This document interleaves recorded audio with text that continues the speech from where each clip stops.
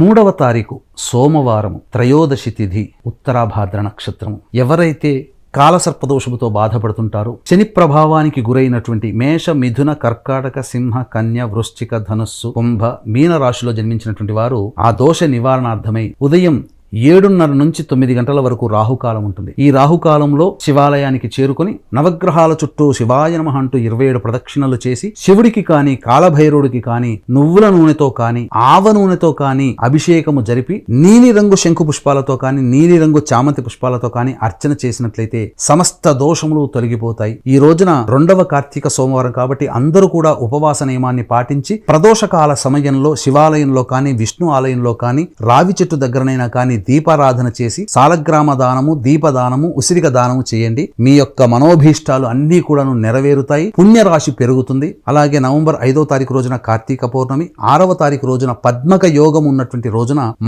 మహిమాన్విత కాశీ క్షేత్రములో జాతకరీత్యా కలుగు అన్ని రకాల సమస్యల నివారణకి మరియు శని గ్రహ ప్రభావం వలన ఆ యొక్క శనిదోష నివారణ మరియు అక్టోబర్, నవంబర్ నెలలో రవి, సూర్య, బుధ, శుక్ర, గురుగ్రహాలు మారిన కారణం చేత 12 రాశుల వారికి సమస్యలు, ఇబ్బందులు తప్పవు. కావున ఈ యొక్క 12 రాశుల వారికి సర్వదోష నివారణ పూజలు, హోమాలు 6వ తారీఖు మధ్యాహ్నం 3 గంటలకి ప్రారంభమవుతాయి. మధ్యాహ్నం 2 గంటల లోపల నమోదు చేసుకోవచ్చు. ఈ కార్యక్రమంలో నమోదు చేసుకున్నటువంటి వాళ్ళకి శక్తిపాతము చేసినటువంటి కరుంగలి మాల ఇవ్వడం జరుగుతుంది. అవకాశం ఉన్న వాళ్ళు స్క్రీన్ పై కనిపిస్తున్నటువంటి నెంబర్లకి సంప్రదించగలరు.